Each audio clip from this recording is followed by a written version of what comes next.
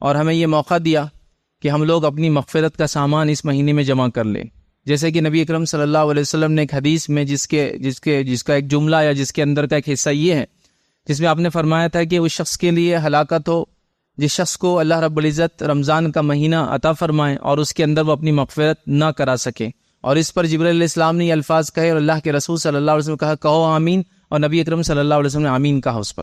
تو اس سے پتہ چلا کہ رمضان کا مہینہ وہ مہینہ ہے جس کے اندر ایک مسلمان، ایک مومن جو اپنی مغفرت کا سامان جمع کر سکتا ہے، اللہ رب العزت کو راضی کر سکتا ہے، اور اس دنیا کے اندر اپنی زندگی کو اچھے سے گزارتے ہوئے آخرت کی زندگی کو سنوار سکتا ہے.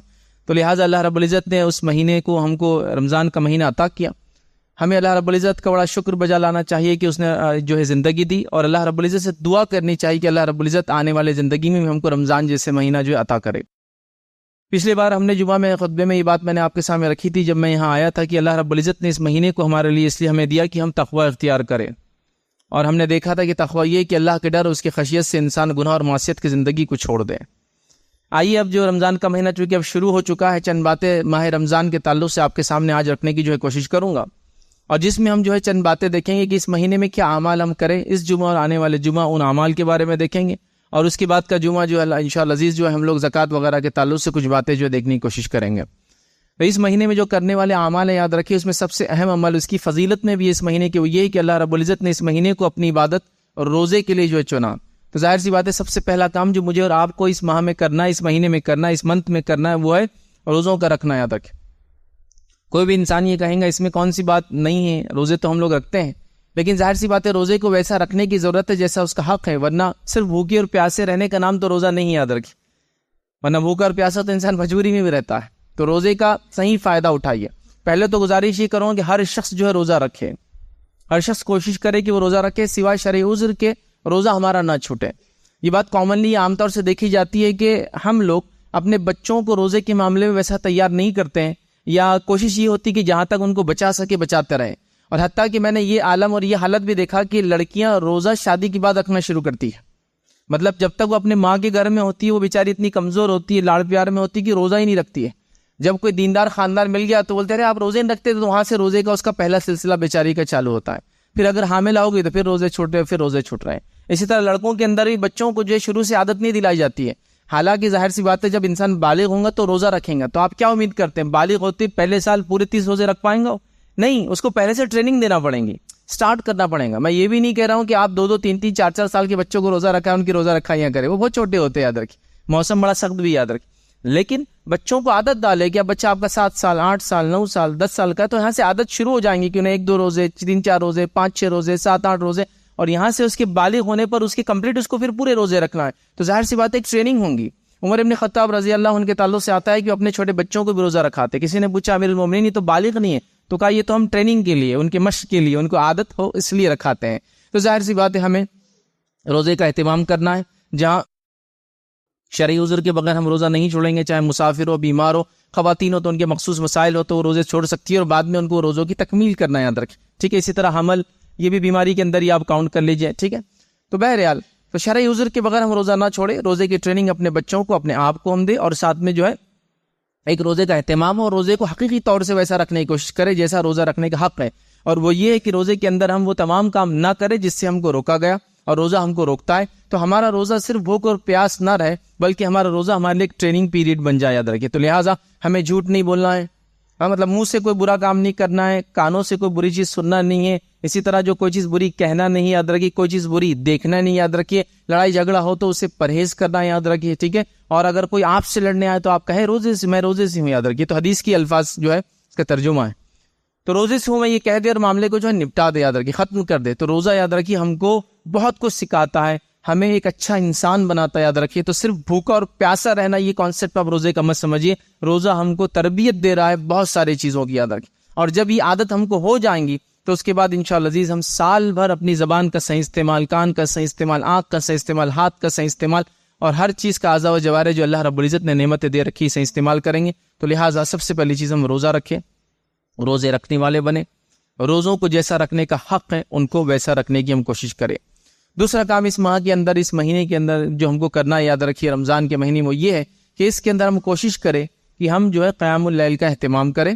اس کو چاہے آپ تراویح کہیں یا آپ تہجد کا ہے یا رات میں کسی حصے میں آپ نماز پڑھے، رات کی نماز کا اہتمام عشاء کے بعد سے لے کر فجر کے پہلے تک، ٹھیک ہے، مطلب سحر کے آخری وقت تک ہم کچھ نہ کچھ قیام کریں، رات میں اللہ رب العزت کے حضور کھڑے رہے اور قرآن کی تلاوت کریں. یہ بڑا اہم عمل ہے، یاد رکھیے. نبی اکرم صلی اللہ علیہ وسلم نے حدیث سے فرمایا کہ جس نے رمضان کے مہینے میں قیام کیا اس نیت سے، ایمان کے ساتھ اور اس نیت سے کہ اللہ رب العزت اس کا مجھے اجر دے گا، اللہ رب العزت اس کے پچھلے سارے گناہ معاف کر دیتا ہے. ایک روایت میں الفاظ ہے جس نے جو ہے شب قدر میں قیام کیا ایمان کے ساتھ اور اس نیت سے کہ اللہ اس کے پچھلے گناہ جو اس کا اجر دے گا، تو اللہ رب العزت اس کے پچھلے گناہ اس کی وجہ سے معاف کر دیتا ہے. تو لہٰذا ہم کوشش کریں رمضان کے مہینے میں قیام کریں، یا اس کو دوسرے الفاظ میں کو نفل نماز میں اضافہ کرے، اور نفل اعمال میں سب سے افضل عمل تہجد کی نماز یاد رکھے، تو لہٰذا نفل نمازوں میں اضافہ کرے، یاد رکھے. ویسے رمضان کے اندر ہوتا یہ ہے، ہونا چاہیے کیا الگ چیز، ہوتا یہ ہے کہ ہم میں سے بہت سارے لوگ، اللہ رحم کرے، میں کسی کے تعلق سے بدگمانی نہیں کرتا ہوں، ہم میں سے بہت سے لوگ فرض نماز کا اہتمام شروع کرتے ہیں. اب یہ بات ہو رہی قیام کی، یہ بات ہو رہی نفل نمازوں کی، اور ہم فرائض کا اہتمام اس میں شروع کرتے ہیں. یہ دیکھا جاتا ہے بہت سارے لوگ نماز میں ایسی کوتاہی کرتے ہیں جس کی کوئی انتہا نہیں، اور یہی چھوڑے بیٹھے رہتے ہیں. تو ان کے لیے تو بہرحال یہ مہینہ فرض نمازوں کے ٹریننگ کا مہینہ ہو جائے گا. لیکن یہاں مقصد یہ تھا کہ اس مہینے میں تو ہم سال بھر تو فرض نماز پڑھتے ہی، اب اضافہ کریں. تو ظاہر سی بات ہے ہم قیام مطلب راتوں کی نماز میں اضافہ کرے، نوافل میں اضافہ کرے، اور خاص طور سے قیام کرے، چونکہ اس کا اجر یقیناً اللہ کے رسول صلی اللہ علیہ وسلم نے فرمایا کہ پچھلے گناہ معاف کرنے والی چیز ہے. تو لہٰذا ہم سچے دل سے اللہ رب العزت کی خاطر قیام کرے. یاد رکھیں راتوں کی نماز کا اہتمام عشاء کی نماز کے بعد سے لے کر فجر کی نماز کے پہلے یا سحر کا جو آخری وقت ہوتا ہے تب تک ہم کوشش کریں کہ نماز قائم کریں. آپ 2 رکعت پڑھ سکتے ہیں، آپ چاہے تو 4 رکعت پڑھے، آپ 6 رکعت پڑھے، 8 رکعت پڑھے. نبی اکرم صلی اللہ علیہ وسلم کی سنت ہے کہ آپ رات میں، یاد رکھیے رمضان یا غیر رمضان 11 رکعتیں پڑھتے، تو 8 رکعت یہ بھی اور 3 رکعت وتر ہوا کرتی تھی، یاد رکھیں. تو لہٰذا ہم اس نماز کا اہتمام کریں. جو لوگ جلدی پڑھ لیتے ہیں عشاء کے بعد، کسی وجہ سے جاگ نہیں سکتے، تو تراویح کے نام سے پڑھتے ہیں، تو کوئی مسئلہ نہیں. آپ جیسے ہو قیام کرنے کی رمضان میں خاص طور سے کوشش کریں، اور اپنے نفس کو پھر عادی بنا لے کہ میں بعد رمضان بھی نمازوں کا اہتمام کروں گا، بعد رمضان بھی کروں گا. وہ لوگ جو رمضان کے اندر فرض کے عادی ہوئے ہیں، ہوتا ہے کبھی کی شروعات ہم نے رمضان سے سٹارٹ لی، تو پھر کوشش کرے کہ رمضان کے بعد بھی آنے والے رمضان تک اس سے اہتمام کرے. پھر اگلا رمضان آئے تو موقع اور نوافل میں اضافہ کرے، پھر کوشش کرے کہ اس کے بعد آنے والے رمضان تک اس کا میں عادی ہو جاؤں، اور پھر اپنے لائف کے اندر ایسے ایک کے بعد ایک اچھے اعمال اور نوافل کو انٹروڈیوس کرتے جائے، اپنے آپ کو اس کا عادی بناتے جائے. یاد رکھیں. تو دوسرا اہم کام جو اس مہینے میں ہم کو کرنا ہے، یاد رکھیے وہ کام ہے، یاد رکھیے قیام کا اہتمام کرنا. اور الحمدللہ تقریباً ہر مسجد میں اس کا اہتمام ہوتا ہے، اور آج کل الحمدللہ بہت ساری مساجد میں جو خواتین کی بھی جو رات کی نماز کا تراویح وغیرہ کا اہتمام ہوتا ہے.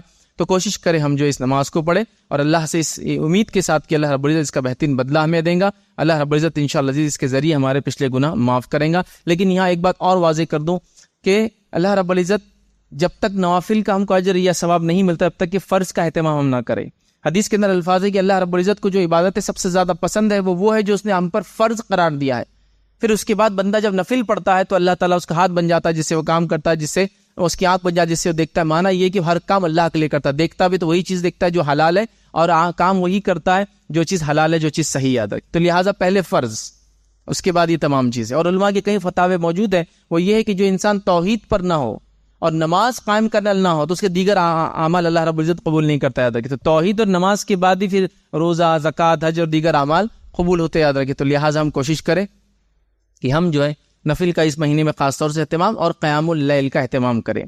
آئیے اسی کے ساتھ ساتھ اس مہینے کے اندر جس چیز کا ہم خاص اہتمام کریں گے وہ ہے قرآن کی تلاوت. اس لیے کہ اللہ رب العزت نے قرآن میں فرمایا شہر رمضان الذی انزل فیہ القرآن، رمضان وہ مہینہ تھا جس میں قرآن نازل ہوا.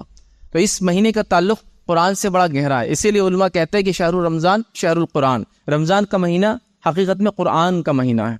تو ہم کیا کریں اس مہینے میں تلاوت کریں. نبی اکرم صلی اللہ علیہ وسلم کا یہ معمول تھا کہ آپ پر رمضان آنے تک جتنا قرآن نازل ہوتا آپ جبرائیل علیہ السلام کو پڑھ کر سنایا کرتے. اس سے کچھ علماء نے لکھا کہ رمضان میں قرآن ختم کرنا یہ سنت ہے. یاد رکھیں ٹھیک ہے، آپ صلی اللہ علیہ وسلم پڑھ کر سنایا کرتے تھے. اور آخر بار جو آپ صلی اللہ علیہ وسلم نے جبرائیل علیہ السلام آئے، آخر رمضان آپ کو ملا، آپ نے 2 مرتبہ یہ کام کیا، 2 ٹائمز اس کو ریپیٹ کیا.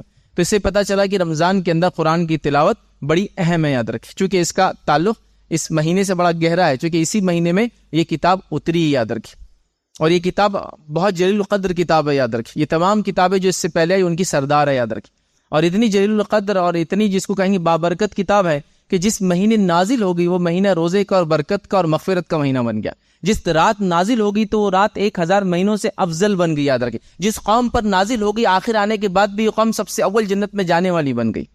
تو یہ کتاب کا بڑا گہرا تعلق ہے. یہ کتاب بڑی عظمت اور بلندی اور جس کو کہیں گے جو ہے عظمت والی اور بزرگی والی یاد رکھی کتاب ہے. تو لہٰذا ہم اس کتاب کی تلاوت کرنے والے بنے. تلاوت سے یہاں میری مراد یہ بھی ہے کہ تلاوت ہم اس کو قرأت کریں اور ساتھ میں چونکہ ہماری زبان عربی نہیں ہے تو اس کو سمجھنے کی کوشش کرے. جو زبان آپ کو بہتر لگتی ہو آپ اس کو سمجھنے کی کوشش کریں, اس لیے کہ بڑی اہم چیز ہے. یقیناً قرآن کی تلاوت کا بھی ثواب ہے, لیکن اس کی تلاوت کا مقصد تو یہ ہونا چاہیے کہ اس کو سمجھیں ہم کہ وہ کیا کہنا چاہتی ہے مجھ سے.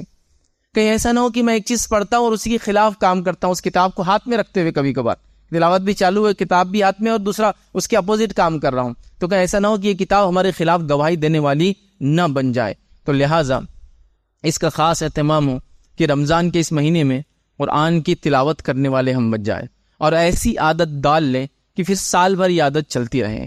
ابھی آج کل قرآن کے جو نئے نسخے آتے ہیں اس نسخے میں انہوں نے کیا کیا کہ اس نسخے کو انہوں نے یہ کیا کہ 20 صفحات میں ایک پارے کو ختم کر دیتے. مطلب ہر معاف کرنا 20 صفحات میں ایک پارا ختم ہوتا ہے, تو انہوں نے اس طرح سے اس کو ایڈجسٹ کیا ہے. تو یہ بہت اچھا طریقہ یاد رکھیے کہ 20 صفحے آپ نے پڑھ لیے, مطلب ایک پارا آپ کا ہو جاتا ہے. جو نئے پرنٹس آتے ہیں اس میں انہوں نے یہ کیا. تو آپ دیکھیں, آپ عادت ڈال لیں کہ اب 20 صفحات پڑھنا ہے, 10 صفحات پڑھنا ہے, جو بھی رمضان میں, اور بعد رمضان بھی اس کو کنٹینیو کرتے رہے کہ اتنے پیجز کی میں عادت ڈال دوں گا تو اتنے دن میں قرآن ختم ہو جاتا ہے. ٹھیک ہے, مطلب ایک صفحہ میں ایسا لے رہا ہوں, دونوں طرف ملا تو 600 ہو جاتے ہیں. تو اس طرح سے انہوں نے کیا, 40 ہو جاتے ہیں ویسے پیجز 1 2. تو ایسا کریں گے تو ایک پارا ختم ہو جاتا ہے. تو لہٰذا آپ قرآن لے لیں, بہت آسانی سے آپ اس کو ڈیلی روٹین بنا سکتے ہیں کہ اتنے پیجز پڑھ لوں گا تو اتنے دن میں ایک پارا آسانی سے ختم ہو جائیں گا. ٹھیک ہے, تو لہٰذا اس کا اہتمام کریں. رمضان میں کوشش کریں کہ قرآن ختم ہو, چاہے آپ اس کو نماز کی شکل میں کریں, چاہے آپ اس کو تلاوت کی شکل میں کریں. کوشش کریں کہ قرآن کو ہم ختم کریں اور عادت ڈالیں اپنی نفس کو کہ بعد رمضان اس پہ کنٹینیو ہم پڑھتے رہیں. اور پھر اس کی بھی عادت ڈالیں کہ پھر سمجھنے کا کوئی تھوڑا بہت معمول سسٹم ہم شروع کریں کہ اس کو ہم ریڈ بھی کریں کہ وہ کیا چاہتا ہے, جو ترجمہ آپ کو بہتر لگتا ہو, جو ترجمہ آپ جس زبان میں جانتے ہو, جو اویلیبل ہو, اس کو آپ پڑھنا شروع کر دیں تاکہ اللہ کی کتاب ہمیں کیا کہتی ہے اس سے ہمارا ایک گہرا تعلق اور رشتہ بن جائے. ورنہ یاد رکھیے یہ وہ کتاب ہے جو ہمارے خلاف روز قیامت گواہی دینے والی کہ اس امت نے جو ہے, اور نبی اکرم صلی اللہ علیہ وسلم بھی اس کی گواہی دینے والے کہ اس امت نے اس قرآن کو پیچھے ڈال دیا, چھوڑ دیا اس کو. تو لہٰذا ہم اس کو تھامنے والے بن جائیں, اور جب ہم اس کو تھام لیں گے یاد رکھیں تو پھر ہم کو دنیا میں کسی کو منانے کی ضرورت نہیں ہوگی. یہ کتاب اتنی بابرکت ہے کہ اس کے پڑھنے اور اس پہ عمل کرنے کے نتیجے میں لوگ آپ کی بات یوں ہی ماننے لگیں گے. یاد رکھیں یہ بات سمجھنا بے حد ضروری ہے. کسی نے مجھ سے ایک بار سوال کیا تھا کہ ہم کیسے یہ چیز کو بتائے اقوام عالم کو اور تمام لوگوں کو کہ ہم ایک زندہ قوم ہیں. تو میں نے ان سے جواب دیا تھا کہ ہم جس تعداد میں عموماً جتنی آبادی ہماری ہوتی ہے, تو اگر عید کی نماز لے لیں تو عید کی نماز میں ایک بڑی آبادی مسلمانوں کی نماز پڑھتی ہے, لیکن وہ بھی 100% نہیں ہوتی کسی بھی حال میں. یاد رکھیں کسی بھی حال میں ایک وارڈ کو آپ کاؤنٹ کر لیں تو 4-4 ہزار کی ووٹنگ ہوتی ہے, اس کے اندر ووٹ ہوتا ہے, لیکن بچے اس میں نہیں ہوتے ہیں, باہر سے آئے ہوئے لوگ نہیں ہوتے ہیں نا, 18 سال سے نیچے کے لوگ نہیں ہوتے ہیں. تو ایٹ لیسٹ اس کی آبادی 7 سے 8 ہزار ہوتی ہے, اور مسجد ایک محلے میں 1 سے 2 ہے, کیپیسٹی 300 سے 400 کی ہے. تو گویا ایک محلے میں تو 20 مسجد ہوں گی تو پورنے والی نہیں 400 کی, کیونکہ آبادی آپ کی 8 ہزار ہے. چلیے اس میں سے عورتوں کو نماز مسجد میں نہیں پڑھ رہی آگے, تو 4 ہزار تو آنا چاہیے مساجد کے اندر, تو وہ بھی نہیں آتی ہے. تو عیدین میں بھی لوگ پورے نماز نہیں پڑھتے ہیں. یاد رکھیں. تو میں نے کہا کہ جب عیدین میں جیسی نماز ہوتی ہے نا ویسی نماز فجر کی ہونے لگیں گی, مطلب ساری امت نماز پڑھنے لگ جائیں گی, پھر ہم کو لوگوں کو گواہی یا اس کا ثبوت نہیں دینا پڑیں گے کہ قوم جاگ رہی ہے. قوم کو اپنی باتیں لوگوں کے سامنے کھڑے رہ کے منانا نہیں پڑیں گی, اپنی زندگی اور موت کے تعلق سے لوگوں سے احتجاج کر کے اپنے حق لینا نہیں پڑیں گے, ان کو وہ حق دیے جائیں گے.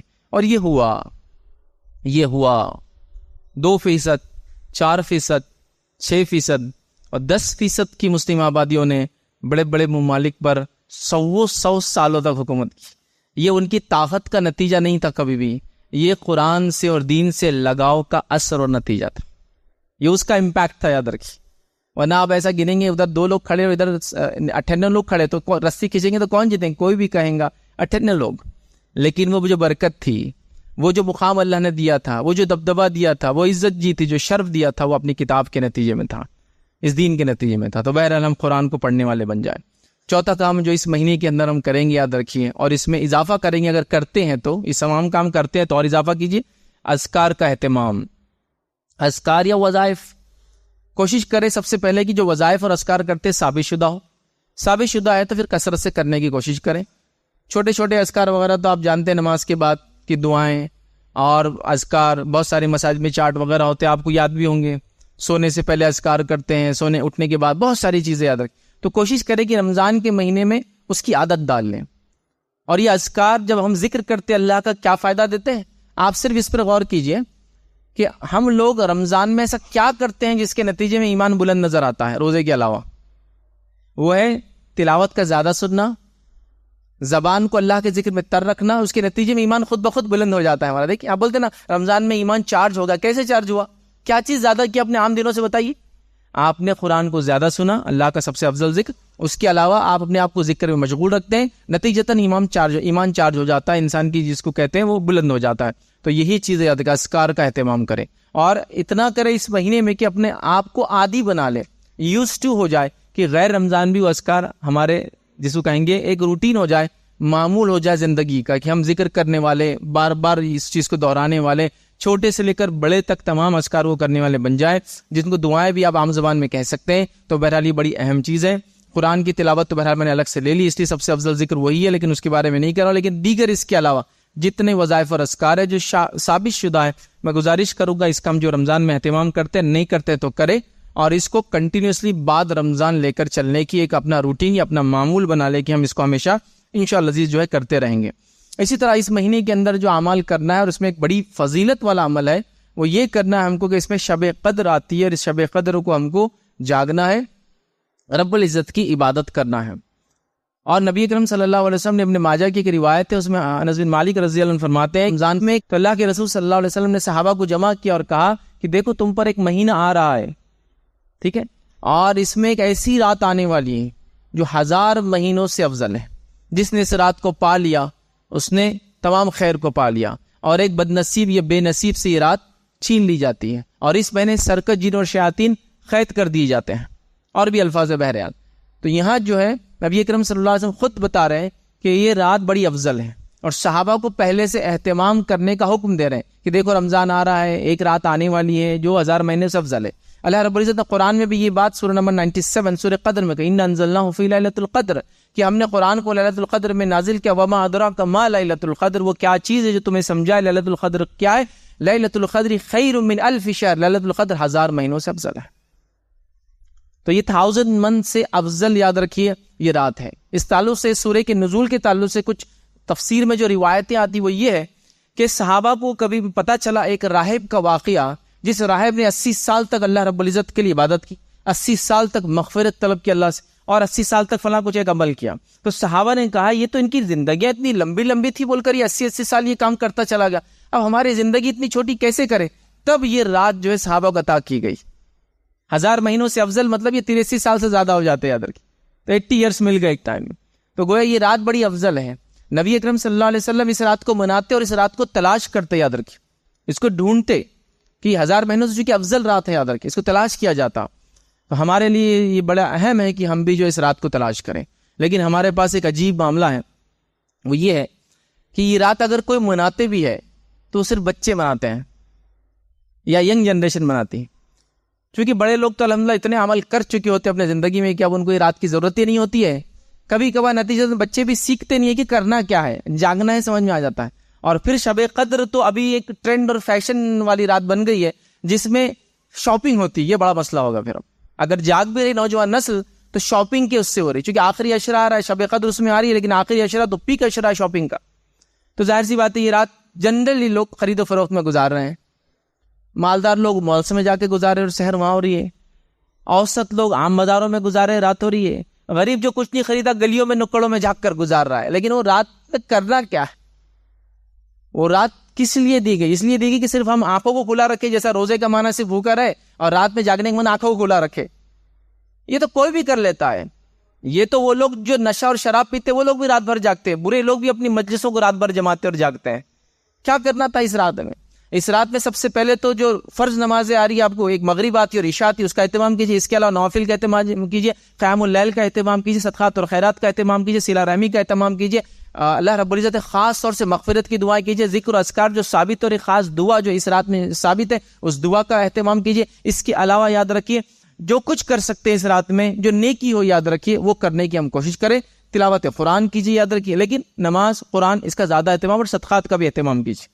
تو یہ سب کام کرنا ہے, اور یہ اتنا عام عمل ہے کہ ہر کوئی کر سکتا ہے. یہاں تک کہ خاتون جو روزہ نہیں رکھ رہی, نماز نہیں پڑھ رہی ہے, وہ بھی اس رات کو منائیں گی. کیسے منائیں گی؟ باقی سب عمل کر کے, تو دعا کرے, توبہ کرے, استغفار کرے, ذکر کرے. ہاں, اس کے علاوہ جو ہے اپنے لیے, اپنے گھر والوں کے لیے مغفرت کی دعا کیجیے. بہت ساری چیزیں وہ بھی کر سکتی, مطلب صدقات کرے, خیرات کرے. صرف نماز اور روزہ اور تلاوت قرآن چھوڑ دے تو ساری چیزیں وہ بھی کر سکتی ہے.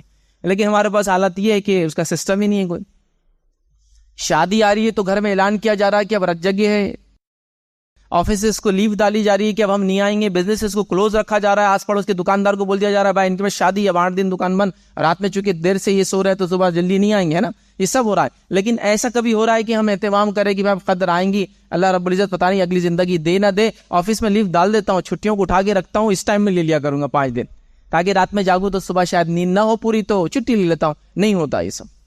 یہ چھٹیاں اٹھا کے رکھی جا رہی, شادی بیاہ کے لیے چھٹیاں اٹھا کے رکھی جا رہی, بچوں کے ایگزامینیشن کے لیے چھٹیاں اٹھا کے رکھی جا رہی, گھومنے کے لیے, یہ سب کر رہے ہیں. لیکن شب قدر کے لیے نہیں اہتمام ہو رہا. یہ آ رہی رات اور ایسی زندگی میں چلے جا رہی. ایک انسان کو اگر زندگی میں 10 بار یہ رات مل جائے تو اندازہ لگائی 800 ایئرز سے زیادہ اس کو ثواب کمانے کا موقع دے رہی ہے رات.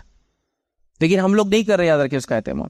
تو جو کوئی منا رہا ہے وہ شاپنگ کی شکل میں منا رہا ہے. میں کسی کے تعلق سے بھی برا گمان نہیں رکھتا ہوں, لیکن جو دیکھ رہا ہوں وہ بیان کر رہا ہوں. دوسرا, اگر کوئی منا بھی رہا ہے تو بہت چوزی ہے. وہ چوزی اس سینس میں کہ اس نے ایک رات کو پرٹیکولرلی پکڑ لیا اور کہا یہی شب قدر ہے. مطلب اس کو پتا چل گیا کہ شب قدر ہے, اور وہ رات کون سی ہے؟ ہند پاک میں, بر صغیر میں تو لوگوں نے بالکل طے کر رکھا ہے کہ بس 27 کی رات ہی ہمارے لیے تو شب قدر ہے, باقی ساری دنیا اس کو پورا تلاش کرتے رہے. ہم کو تو مل چکی ہے یہ. نبی اکرم صلی اللہ علیہ وسلم کو یہ رات بتائی گئی, اس کی تاریخ بتائی گئی. آپ نکلے صحابہ کو تاریخ بتانے کے لیے, اور 2 لوگوں میں جھگڑا ہو گیا. جب وہ جھگڑے کو نپٹایا گیا, اس کے بعد اللہ کے رسول نے فرمایا مجھے شب قدر کی تاریخ بتا دی گئی تھی, لیکن یہ جو جھگڑا ہو گیا اس میں بھلا دی گئی. اس سے پتہ چلتا ہے جھگڑا کرنا بہت خطرناک چیز ہے. اس سے لاتعداد سائیکولوجیکل, فزیکل اور ریلیجس لاسز ہوتے ہیں. یاد رکھیے, معلوم, جھگڑا, فتنہ, فساد, لڑائی بھلا دی گئی آپ سے. آپ نے کہا مجھ سے بھلا دی گئی. اسے پورے سال میں تلاش کرو. پھر فرمایا پورے رمضان میں تلاش کرو. پھر آخر وقت میں اللہ کے رسول صلی اللہ علیہ وسلم کا جو عمل تھا جو آپ نے بیان کیا, وہ کہا کہ آخری عشرے کی طاق راتوں میں تلاش کرو. لیکن خود نبی اکرم صلی اللہ علیہ وسلم کا معمول یہ تھا کہ آپ پورا آخری عشرہ اس کو تلاش کرتے, آپ اعتکاف میں بیٹھ جاتے, رات میں عبادت کرو, قدر ہو سکتی ہے آج. تو لہٰذا کوشش کرے آخری عشرہ نہیں ہو سکتا تو پرٹیکولرلی 5 نائٹس تو آپ کو بتائیں, 21ویں رات, 23ویں رات, 25ویں رات, 27ویں رات اور 29ویں رات. یہ 5 راتوں میں سے کوئی ایک رات شب قدر ہے. یاد رکھیے اس کی علامتیں وغیرہ ہے, لیکن اس کو اب نہ ڈھونڈتے ہوئے, چونکہ ہونے کے بعد پتہ چلتی نا علامتیں, منع ہو جائیں گی تب ہوں گا. تو آپ کو اس رات کو عمل کرنا, یاد رکھیے, ٹھیک ہے. تو لہٰذا اس کو تلاش کرنا ہے, اس کا اہتمام کرنا ہے, اس کے لیے خاص تیاری کرنا ہے, ٹھیک ہے. اور اس کو کوشش کرنا ہے کہ اللہ کی عبادت میں یہ ساری رات گزرے. یاد رکھیں, یا نہیں ہو سکتا ہے تو جتنی کر سکتے ہیں, کیونکہ ہر آدمی کے پاس سہولت نہیں ہے, ہر آدمی کے پاس روزگار کا ذریعہ نہیں ہے کہ وہ 5 دن دور رہے بزنس سے تو چل جائے. تو جتنا منا سکتے ہو, ٹھیک ہے, کوشش کرے کہ ہم جتنا ہو سکتے ہیں. چلیے میرے لیے اتنا ہے کہ میں رات میں 12 بجے تک مشکل سے جاگ سکتا ہوں, مجھے آفس ہے میں چھوڑ نہیں سکتا ہوں, تو کوشش کرے رات 12 بجے تک جتنی نوافل, تلاوت قرآن, ذکر و اذکار, صدقات اور خیرات جو کر سکتا ہوں, دعا مغفرت کی وغیرہ کریں. پھر اس کے بعد سحر میں اٹھ جائے, فوراً سحر میں تھوڑا سا جلدی اٹھ جائے تو پھر کچھ نماز سحر میں, پھر کچھ تلاوت سحر میں, اور سحر میں استغفار کرنے کی تو خاص فضیلت آتی ہے. یاد رکھیں, مومنوں کا شیوا اور شار قرآن نے 2 سے 3 مرتبہ دہرایا کہ وہ راتوں کے اندر استغفار کرنے والے ہوتے ہیں, اپنے لیے دعائیں کرتے ہیں مغفرت کی, اپنے گناہوں سے توبہ کرتے ہیں, استغفار کرتے ہیں. تو لہٰذا ہم جو اس رات کو منائیں, اس رات میں جاگیں, اس رات میں خوب سے خوب عبادت کریں. اور یقیناً ہر آدمی اس چیز کی اس کو ضرورت ہے کہ وہ زیادہ سے زیادہ اجر کمائیں. تو یہ شب قدر, یہ رات مجھے اور آپ کو زبردست موقع دینے والی ہے. تو اللہ تعالیٰ کے لیے اس رات کو ذرہ برابر بھی ضائع نہ ہونے دیں. خواتین بھی اس کے لیے پلاننگ کرے, اپنے نونہالوں کو اس کے لیے تیار کرے. اور گھر میں اگر یہ ماحول ہو نا روزے کا, تلاوت قرآن کا, نماز کا, تو آپ دیکھیں گے ینگ جنریشن بغیر سکھائے کہ کچھ چیزیں آپ سے لیتی رہتی ہے, غیر شعوری طور سے وہ سیکھتی رہتی ہے. تو جن گھروں میں اس کا اہتمام ہے, بچے خود بخود وہ کرتے ہیں, وہ ان کا پارٹ ہو جاتا ہے, ان کے اپ برنگنگ جس کو بولتے ہیں, ان کی تربیت کا حصہ بن جاتی ہے وہ سب چیزیں, کہ وہ اسی طرح سے آگے بڑھتے ہیں. اس لیے بولتے ہیں نا بچوں کی اچھی تربیت کرو. تو ہم کو کیا لگتا ہے تھوڑی دیر بیٹھ کر برین اسٹارمنگ کر کے کچھ تو بھی ایک چیز بنا کے دینا ہے. آپ خود عمل کرتے رہے بڑے تو بچوں کی تربیت ہوتی ہے. حتیٰ کہ آپ یہ دیکھیں گے کسی محلے میں اگر محلے کے بڑے لوگ سارے لوگ یہ عمل کرتے ہیں تو بچے خود بخود اس محلے کی شروع کر دیتے ہیں عمل, اس لیے کہ وہ دیکھتے ہیں کہ سب یہ کرتے ہیں بڑے اس محلے کے. تو یہ تمام چیزوں کی ہم کو ضرورت ہے ایک ماحول بنانے کی. تو یہ رات بہرحال ہم پر آتی ہے, اللہ رب العزت نے پھر ایک موقع دیا ہے. اللہ اگر زندگی دے اس رمضان میں تو ضرور اس رات کو پانے کی کوشش کرے, اور اس کو 5 راتیں یاد رکھی, اس میں اس کو تلاش کرنے کی کوشش کرے. اور وہ تمام اعمال جو نبی اکرم صلی اللہ علیہ وسلم نے بتائے, یا وہ تمام اعمال صالحہ نیک اعمال جو آپ کر سکتے, کبھی ہوتا ہے انسان بیمار ہے وغیرہ ہے, لیٹا رہتا ہے, بڑے مشکل ہے, تو بہرحال جتنے اعمال ہو سکتا ہے نیکی کرنے کی اس رات میں جو خاص طور سے اہتمام اور جو کوشش کریں. اسی طرح یاد رکھیے اس ماہ میں جو کام کرنا, یاد رکھیے ان کاموں میں سے ایک کام ہے صدقات اور خیرات کا خاص اہتمام کریں. نبی اکرم صلی اللہ علیہ وسلم کے تعلق سے آتا ہے کہ اب عام دنوں میں تو صدقات اور خیرات کرتے ہی, لیکن ان دنوں میں تیز تند ہواؤں کے جیسا مطلب بہت زیادہ صدقات اور خیرات کا اہتمام کرتے. مطلب جیسا کہ ہوا تو عام دنوں میں بھی چلتی ہے لیکن کبھی کبھی تیز چلتی ہے, تو آپ اتنا زیادہ صدقات اور خیرات کرتے. بلکہ جب رمضان کا مہینہ آنے والا ہوتا تو آپ کمر بستہ ہو جاتی, روایت میں آتا ہے اس کو بولتے ہیں ایسا کسی چیز کو جو کمر پہ باندھی جاتی ہے اس کو ناٹ باندھ کے ٹائٹ کر لیتے نا. آپ کو بولا جائے آپ لنگی اگر باندھے ہوئے چلیے فلاں چل رہا ہے تو آپ اس کے اوپر باندھ لیتے, اچھا کر لیتے. تو آپ صلی اللہ علیہ وسلم ریڈی ہو جاتے اس منتھ کے لیے, اس کا معنی ہے تیار ہو جاتے اس مہینے کے لیے, اس میں زیادہ زیادہ عمل کرنا, اور صدقات اور خیرات میں آپ اور اضافہ کرتے, بڑھوتری کرتے. تو لہٰذا گزارش کروں گا صدقات میں اضافہ کریں. زکوٰۃ وغیرہ کا معاملہ انشاءاللہ اگلا لیں گے. اور صدقات میں سب سے پہلے مستحق وہ لوگ ہیں جو آپ کے رشتہ دار قریبی, اور وہ بیچارے مستحق ہے, مسکین ہے, غریب ہے, معذور ہے, یتیم ہے, یسیر ہے, اور کئی مسائل ہو سکتے, نوکریاں نہیں ہیں اور فلاں مسائل ہوگا, یہ ہو گیا, وہ کئی چیزیں ہو سکتی ہیں کہ انسان کے ساتھ. وہ سب سے پہلے مستحق, ان کو آپ دیں. اگر وہ آپ کے پڑوسی رشتہ دار ہے ان کو دے, اور ڈبل اجر آپ کو. رشتہ دار ہے تو اجر زیادہ, پڑوسی رشتہ دار ہے تو اور اجر زیادہ, ٹھیک ہے.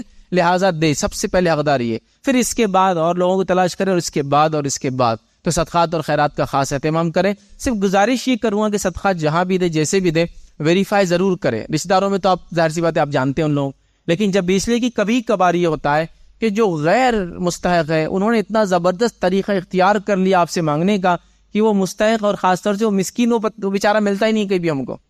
چونکہ مسکین آپ کو بولنے والا نہیں کہ مجھے چاہیے, لیکن اس کے حالات سے آپ کو اندازہ ہوتا ہے. اس کو 1 کھجور 2 کھجور یا روپیہ 2 روپیہ اس کا مسئلہ حل بھی نہیں ہوتا, لیکن وہ بول بھی نہیں سکتا. آپ ایک غیرت مند عزت دار انسان کمانے کی کوشش کرتا ہے, حلال کماتا ہے, 5-10 ہزار روپے کما لیتا ہے, ایک عزت کی زندگی گزارا, لیکن اس کے بچوں کو پڑھائی کرنا, پیسہ نہیں, بول بھی نہیں سکتا, خاموش رہتا ہے. تو اس کو تو ڈھونڈنا ہے, مسکین کو ڈھونڈنا پڑتا ہے. تو ہم لوگ کیا کرتے ہیں, وہ جو آگے دکھاتا ہے اپنے آپ کو, دکھاتا ہے مطلب آگے دکھا رہا ہے میں لنگڑا ہوں, ٹنڈا ہوں, لولا ہوں, فلاں. میں نہیں کہہ رہا ہوں مستحق نہیں ہو سکتا ہے, لیکن وہ لوگوں کا ہم امپریس ہو جا رہے ہیں. اور وہ تو مانگنے والا ہوا, غریب ہوا, لیکن وہ مسکین تو مل ہی نہیں رہا, اس کو تو بڑا مشکل سے ہم کو ڈھونڈنا پڑ رہا. ہم ڈھونڈ بھی نہیں رہے اس کو. وہ آپ کے پڑوس میں ہو سکتا ہے, آپ کا دوست ہو سکتا ہے, آپ کا رشتہ بولتا نہیں ہے, اس کے کپڑوں سے اندازہ لگا لیجیے, اس کے کھانے سے اندازہ لگا لیجیے, اس کی گاڑی سے اندازہ لگا لیجیے کہ ضرورت مند ہے لیکن بولتا نہیں ہے, ڈیزرونگ کینڈیڈیٹ لیکن بولتا نہیں ہے کہ مجھے دیجیے, چونکہ اس کو اس میں حیا آتی ہے, شرم آتی ہے. تو مسکین اور غریب کا یہ فرق ہے کہ غریب یا سائل پوچھے گا, مانگے گا, یہ مسکین مانگتا نہیں ہے. تو مسکینوں کو بھی تلاش کیجیے, بہت ہوں گے آپ کے اطراف میں, لیکن ہم دیکھتے نہیں. آپ کے دوستوں بھی ہوں گے بہت سارے, ان کے کپڑوں سے اندازہ لگائے کہ اس کو ضرورت ہے لیکن بول رہا نہیں, آپ فلاں کی ضرورت ہے, استعمال کی چیزوں کی ضرورت ہے, فلاں ہے, لیکن جیسے زندگی گزار رہا ہے. تو بہرحال بڑی اہم چیز ہے, تو ہم لوگ دیتے ہیں صدقات, اچھی بات ہے, دینا چاہیے. لیکن کبھی کبھار وہ کینڈیڈیٹ جو آپ کو بتاتا ہے میں ڈیزرونگ ہوں, میں ضرورت مند ہوں, آپ دے دے رہے ہیں, اور وہ جو بازو ہوتا ہے لیکن کچھ بولتا نہیں, آپ کو دیکھتا ہے کہ شاید کبھی آدمی پہچان لے میری حالت سے, آپ اس کو دیکھتے نہیں ہیں. کبھی ساتھ میں بیٹھے ہوئے ایک انسان کو اس ساتھ کھانا کھا رہے, وہ ڈبہ کھولتا ہے آپ کے ساتھ, اس کے ڈبے کو دیکھ کے بھی آپ کو اندازہ ہو سکتا ہے کہ اس کے اندر کا کنٹینٹ کھانا اور ڈبے کی حالت بتاتی ہے کہ ضرورت مند ہے لیکن بولتا نہیں ہے. ٹھیک ہے, کماتا ہے لیکن ڈیپینڈنٹ بہت ہے, گھر میں کماتا ہے 20,000 لیکن گھر میں 50 لوگ اس پہ ڈیپینڈنٹ ہے, بیچارے پر پورا خرچ کر دیتا ہے, جو کچھ ہے روکی سوکی کھا رہا ہے. آپ دیکھ رہے ہیں کہ یہ مستحق ہے, آپ دیکھ رہے ہیں اس کی ضرورت ہے, اس کے گھر والوں کی ضرورت ہے, لیکن آپ اس کو نہیں ریکمنڈیشن دے رہے یا اس کی طرف آگے نہیں بڑھ رہے, اس لیے کہ وہ مانگ نہیں رہا آپ سے. تو یہ مزاج کو بھی چھوڑیے کہ کوئی مانگے تو آپ دے, ڈھونڈیے, تلاش کیجیے اچھے لوگوں کو, کینڈیڈیٹس کو, جو جس کو ہم کہیں گے ایسے لوگوں کو تلاش کرنا ہی ایک بہت بڑی چیز ہے آج کے زمانے میں, چونکہ مانگنے والوں نے بہت برا حال کر رکھا ہے سماج کا. تو لہٰذا رمضان ہے, صدقات اور خیرات کیجیے, اور لوگوں کو جو ہے ابھاریے اس چیز کی طرف. نبی اکرم صلی اللہ علیہ وسلم کے پاس جو کچھ ہوتا آپ ایسے صدقہ کرتے ہیں, اس مہینے میں تو بہت زیادہ بڑھ چڑھ کے کرتے ہیں. تو لہٰذا ہم کوشش کریں کہ صدقات اور خیرات بڑھ چڑھ کے اس مہینے